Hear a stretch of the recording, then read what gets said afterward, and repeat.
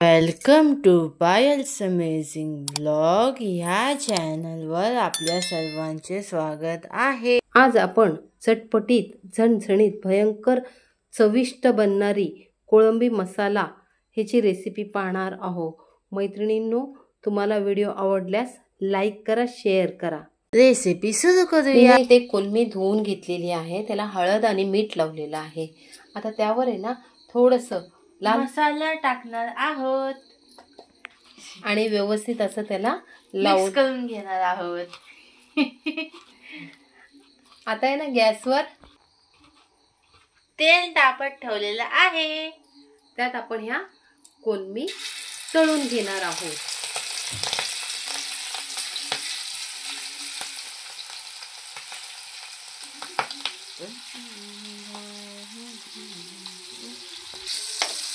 Mummy अशी कोलंबी fry केल्याने काय फायदा होतो? अशी कोलंबी फ्राय केली ना की आपण जेव्हा ह्याचं भाजी म्हणा, रस्सा म्हणा, काही सुद्धा करताना अशी कोलंबी फ्राय करून घ्यायची। कारण फ्राय केल्यानंतर बघा ही अशी होते, कोलमजून जाते। आपण घेतलेली ही अशी होती आणि तळल्यानंतर ही अशी होते। म्हणजे अगदी बिळबिळीत असर होत नाही। आणि मीठ, हळद आणि लाल तिखट लावून ही आपण अशी नुसती सुक्की सुद्धा खाऊ शकतो, फक्त फ्राय। आपली कोलंबी फ्राय झालेली आहे। आता आपण तिला प्लेट मध्ये काढून घेऊया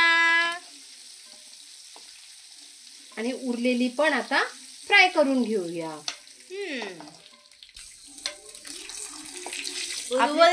कोलंबी सुद्धा तेलातून फ्राय करून झालेली आहे। आता ह्याच तेलात आपण कांदा टाकून घ्यायचा, बारीक चिरलेला। कांदा जेवढा बारीक चिरलेला असेल ना तेवढी आपली ग्रेव्ही छान अशी होते। कांदा चांगला गुलाबी रंगावर परतून घ्यायचा। जबकि तेलाचा रंग पण तसाच आहे, गुलाबी।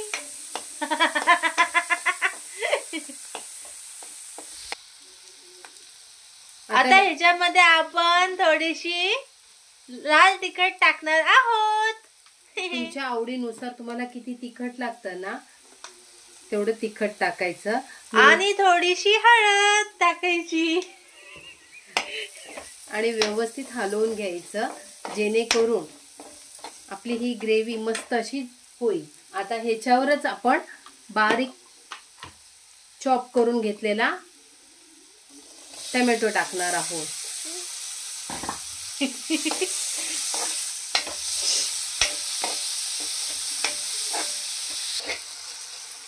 असा मस्तपैकी टोमॅटोचा गाळ झाला की त्यात आपण हे 2 कोकम टाकायची आणि आपण जी फ्राय करून घेतलेली कोलंबी आहे ना ती टाकून घ्यायची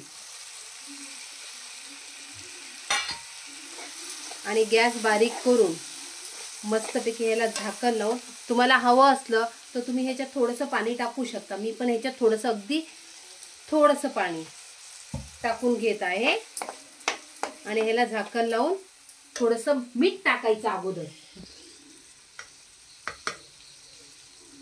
चवीनुसार मीठ टाकून घ्यायचं आणि मग ह्याला असं झाकण लावून शिजायला ठेवायचं। 1-2 मिनिटं फक्त शिजून घ्यायचं।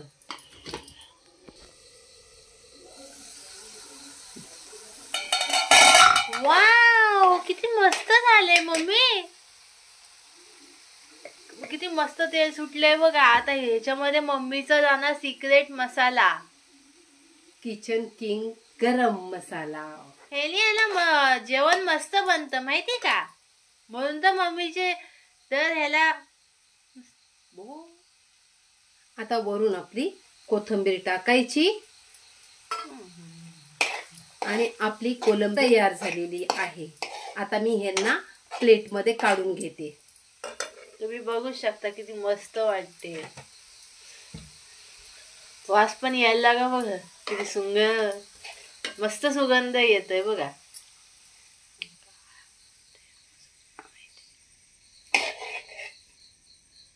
वाफ पण बघा कशी येते, कोकम टाकल्यानंतर तर आणखीनच सुगंध येतो त्याला। आहे ना मम्मी? कोकम आवर्जून टाकायचं. मच्छी म्हटली की कोकम हा आलाच.